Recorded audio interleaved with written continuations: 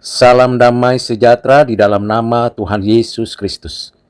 Firman Tuhan untuk kita baca, kita dengarkan dan kita renungkan bersama dari Yakobus pasal 2 ayat 8 sampai 13. Akan tetapi, jikalau kamu menjalankan hukum utama yang tertulis dalam kitab suci, kasihilah sesamamu manusia seperti dirimu sendiri. Kamu berbuat baik. Tetapi jikalau kamu memandang muka, kamu berbuat dosa, dan oleh hukum itu menjadi nyata bahwa kamu melakukan pelanggaran. Sebab barang siapa menuruti seluruh hukum itu, tetapi mengabaikan satu bagian daripadanya, ia bersalah terhadap seluruhnya. Sebab ia yang mengatakan jangan berzina, ia mengatakan juga jangan membunuh. Jadi jika kamu tidak berzina tetapi membunuh, maka kamu menjadi pelanggar hukum juga. Berkatalah dan berlakulah seperti orang-orang yang akan dihakimi oleh hukum yang memerdekakan orang. Sebab penghakiman yang tak berbelas kasihan akan berlaku atas orang yang tidak berbelas kasihan. Tetapi belas kasihan akan menang atas penghakiman. Berbahagialah kita yang mendengarkan firman ini, menyimpannya di dalam hati, dan melakukannya dalam kehidupan setiap hari. Saudara yang kekasih di dalam Kristus, Yakobus melanjutkan penegurannya dan pengajaran Tuhan untuk orang Kristen dimanapun berada, dengan prinsip yang jelas dan tegas untuk kita mengasihi sesama diri kita, sesama manusia. Ketika itu memenuhi seluruh hidup kita, dan sungguh kita laksanakan dalam berbagai bentuk dan cara yang benar dan suci. Kasih kepada sesama itulah yang menggambarkan kebaikan Tuhan di dalam dan melalui hidup kita. Kasih itu nyata, bukan hayalan, bukan ilusi atau sekedar imajinasi. Kasih itu nyata karena kita melakukannya dengan benar dan tepat. Tidak memandang muka, tidak berbuat dosa, tidak melakukan pelanggaran hukum, dan menyeluruh, utuh, lengkap, tanpa terpisah-pisah atau terpecah-pecah. Sebab apapun yang kita lakukan seharusnya dan sewajarnya, tidak ada satu titik pun yang di dalamnya adalah kejahatan, keberdosaan, dan tidak bisa kita menormalisasi hanya sedikit atau hanya bagian A atau B. Tidak ada bedanya orang yang berzina, membunuh, menipu, atau berbuat apapun, semuanya adalah kejahatan di hadapan Tuhan. Tidak ada bedanya kejahatan untuk seolah-olah berbuat baik atau seolah-olah berdampak ringan. Semua yang namanya kejahatan adalah kejahatan, terlebih terhadap sesama. Misalnya saja berzina, itu berarti melakukan kejahatan pada diri, pada tubuh, pada orang lain, melekat dan membuat najis, cemar tubuh dan orang lain. Membunuh, demikian jahatnya sehingga seolah mengambil hidup dari orang lain. Apapun namanya kejahatan, tidak ada yang namanya lebih ringan atau lebih berat, semuanya sama-sama adalah kejahatan. Kalau kita mengasihi sesama, entah orang percaya atau bukan, kita sebagai orang Kristen sedang memerdekakan orang lain, memanusiakan manusia sebagaimana Tuhan menjadikan setiap orang gambar rupanya. Dan kalau kita yang mengaku orang Kristen masih saja bermain-main dengan dosa, masih saja tidak melakukan kasih kepada sesama, sebenarnya kita sedang berada dalam penghukuman dan kita sedang menerima konsekuensinya, yaitu tidak ada belas kasihan lagi. Ini sungguh menakutkan. Saudara yang kekasih dalam Kristus, Yakobus mengecam dosa orang yang memandang muka dan yang menyampaikan kejahatan. Yakobus menunjukkan perlunya dan pentingnya pertobatan, pelayanan penginjilan, teguran, peringatan, dan tentunya arahan supaya setiap orang Kristen tidak berbuat jahat, tidak membenci sesama, dan selalu melakukan satu upaya mengasihi. Kita diberikan hukum kasih sebagai pedoman, sebagai fondasi iman yang benar terarah kepada Tuhan dan diwujudkan dalam kehidupan bersama di muka bumi. Kalau kita mengatakan kita mengasihi Tuhan, tetapi kasih terhadap sesama tidak kita lakukan, maka sesungguhnya kita ini sudah berdosa kepada Tuhan karena pura-pura baik, pura-pura melayani padahal tidak melakukan satu tindakan mengasihi. Bukankah Tuhan mengasihi kita dan menerima kita yang berdosa? Mengapakah kita tidak mau dan tidak bersedia mengasihi dan menerima orang lain yang berdosa? Bahkan kita membela orang-orang yang sedang menindas orang miskin. Kita seharusnya membela orang miskin di dalam kasih dan kebenaran. Tetapi saat yang sama kita tidak boleh menghina, meremehkan orang kaya karena mereka pun membutuhkan kasih Kristus. Kita dituntun untuk memiliki perilaku yang pantas, perilaku yang penuh dengan pengampunan, perilaku yang memiliki sikap ramah terhadap siapa saja.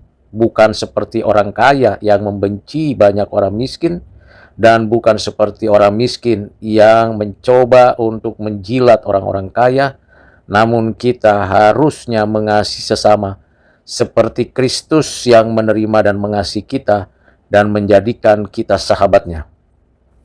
Kita harus berbuat baik kepada sesama tanpa ada diskriminasi dan perbuatan yang najis dan cemar. Kita harus berbuat baik karena memang demikian ketetapan yang harus dijalani oleh orang Kristen, seperti yang tertulis dalam Alkitab yang diajarkan Tuhan sepanjang zaman. Kita menolak kebiasaan yang jahat, yang buruk, yang cemar, karena kita dituntun oleh Tuhan untuk melakukan firman Tuhan. Kita berbuat baik supaya dengan kebenaran firman kita menyatakan hukum Tuhan, mengasihi sesama, dan menunjukkan betapa mulia dan agungnya Kristus di dalam kehidupan orang-orang Kristen. Kita berbuat baik karena hukum, baik itu hukum yang dinyatakan di bumi, hukum kerajaan yang berasal dari raja di atas segala raja, hukum yang memiliki nilai dan kemuliaan itu, kita patutlah melakukannya dan menaati dengan penuh kehormatan. Karena itu, saudara yang kekasih di dalam Kristus, kita berbuat baik terhadap sesama manusia, entah dia orang merdeka atau sedang terbelenggu. Kita perlu memerdekakan setiap orang dengan kemerdekaan di dalam Kristus, tidak hanya menjadikan hukum alat penindasan, tetapi menjadikan hukum alat mengasihi sesama. Kita berbuat baik di mana kita perlu memperhatikan adanya pelanggaran-pelanggaran hukum dan tidak memihak, membebaskan menurut keadilan dan menjatuhkan menurut ketidakadilan. Saudara yang kekasih di dalam Kristus, kita sebagai orang Kristen sungguh-sungguh perlu menjunjung tinggi kemanusiaan di dalam Kristus. Tidak membeda-bedakan, tidak diskriminasi, memberikan penghormatan kepada setiap orang dalam kapasitas dan proporsi yang sama.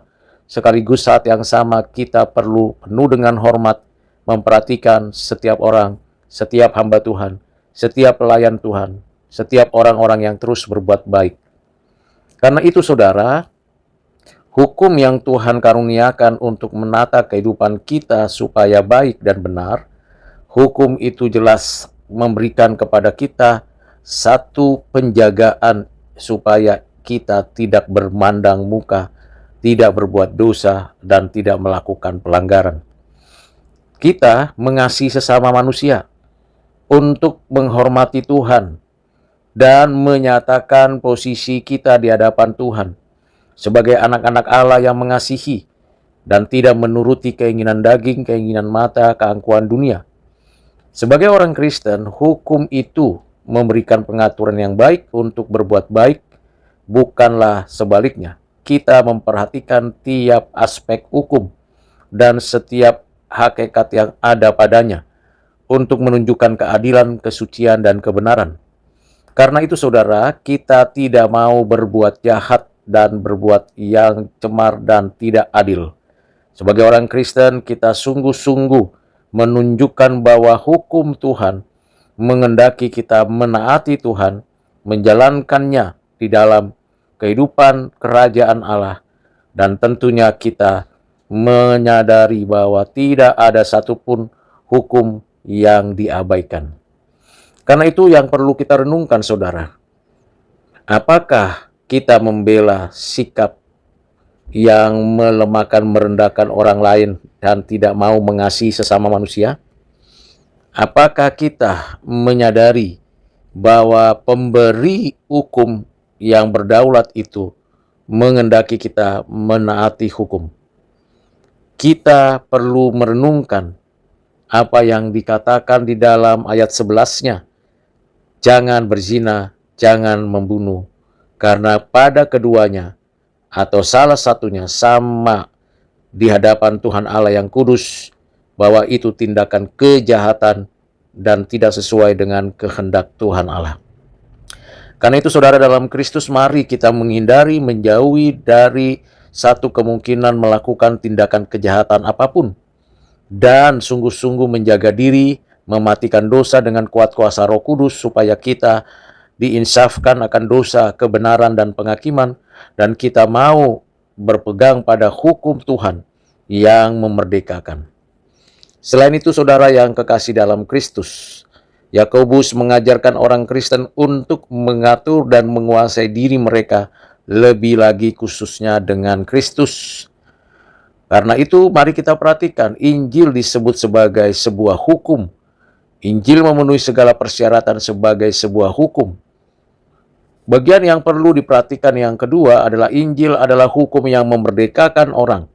Hukum yang tidak ada alasan bagi kita untuk mengeluhkannya. Ketiga, kita semua harus dihakimi oleh hukum yang memerdekakan. Keadaan kekal manusia akan ditentukan menurut Injil Kristus. Keempat, pertimbangan kita ialah tetap waspada, baik dalam perkataan maupun perbuatan yang bisa masih berlaku pada waktu penghakiman dan penghukuman dilaksanakan. Pertimbangan berikutnya ialah kita akan dihakimi oleh Injil yang seharusnya membuat kita lebih berbelas kasihan. Mari kita perhatikan kata belas kasihan. Artinya saudara dan saya mesti menyadari bahwa setiap orang yang berbuat dosa, jika tidak bertobat dan berhadapan dengan penghakiman, maka orang tersebut tidak lagi diperkenan menerima nilai, menerima prinsip, karena kita sesungguhnya adalah orang berdosa. Namun karena kasih di dalam Kristus, di dalam anugerah Bapa telah membuat kita menjadi orang-orang yang diampuni.